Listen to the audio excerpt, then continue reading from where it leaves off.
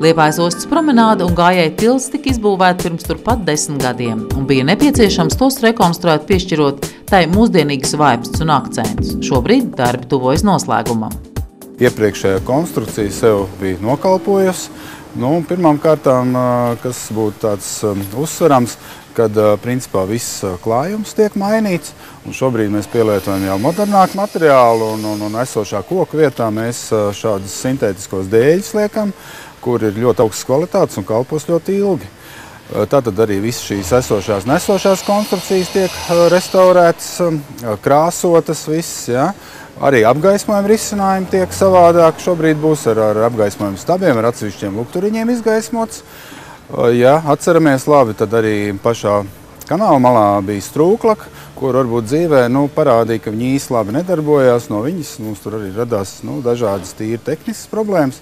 Šobrīd šī strūklaka nebūs, bet būs šādas speciālas aizsargbarējas, kas būs droši.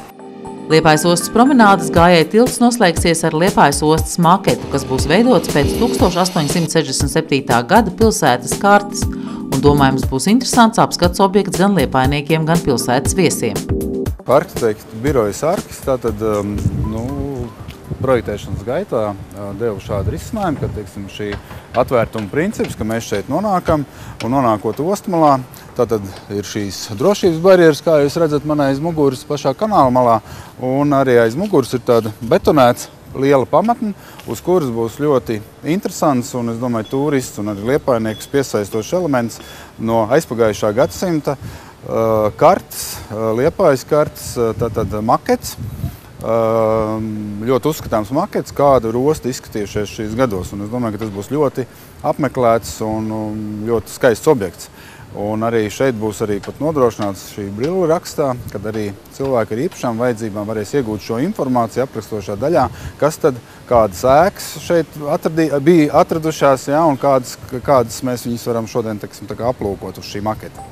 Visi darbi promenādē jāpabeidz līdz oktobrim, bet mazajās ieliņās, kas savienos Zemnieku un Brīvības ielas, tie turpināsies vēl vismaz līdz nākamajai vasarai. Pateicoties tam, ka Eiropas Savienības struktūra fonda projektā Zemnieku ielas rekonstrukcija izdevās ietaupīt naudas līdzekļus un pārliecināt atbildīgās institūcijas, ka atlikušais finansējums ir jānovirza tik nepieciešamajiem darbiem fabrikas, ķēžu, grāvju, miltu, grobiņas un ūdens ielu rekonstrukcijai. Kopējais finansējums ir nedaudz vairāk kā 1 miljons eiro. Šo ielu rekonstrukciju ietvaros tiek, principā var teikt, nomainīts visas pazemes komunikācijas. Sākot ar saimniecisko kanalizāciju, ūdensvadu, tiek atdalīta lietsūdens kanalizācija, plus vēl, jāuzsver, ka veiksmīgi sadarbojoties ar Liepājas enerģijas speciālistiem un Latvenergo speciālistiem, panācām to, ka arī viņi savas šīs pazemes komunikācijas šeit nomainīs. Līdz ar to varētu teikt, ka visi darbi tiks paveikti. Varētu teikt, ka viss šis vairāk kvartālu robežās tiks apgaismots, izgaismots. Ielas segums visās rekonstruējumās ielās būs asfalts, trotuāra ietvas būs betona bruģītī, un auto vietas stāvvietas tiks izveidots akmens bruģī, lai atstātu to vēsturisko nedaudz piesitienu. Runājot skaitļu valodā, kopumā šajā rajonā tiks izbūvēti 54 gaismekļi, kopēja asfalta platība būs 7100 kvadrātmetri, bet bruģēto autostāvvietu platība 1500 kvadrātmetrus. Par cik viss šis objekts tiek sadalīts vairākās kārtās, un arī šie līgumi ir slēgti par atsevišķām ielām. Līdz ar to viņam tāds viens gala termiņš pat šobrīd ir grūti pateikt, bet orientējoši tas ir nākošā gada vasaras sākums. Šogad mums maksimāli ir jāpaspēj ierakt visas pazemes komunikācijas, un, ja veiksmīgi izdosies, arī ieklāt jau apakškārtu. Līdz ar to, līdz tehnoloģiskā pārtraukuma sākumam, varētu būt šie darbi pabeigti, lai ziemas laikā, ja kaut kas iesēžās, nosēžās, lai to pavasarī varētu novērst, un jau pavasarī ieklājot gala virskārtu, velkot marķējumu, darbi līdz tai vasarai būtu pabeigti.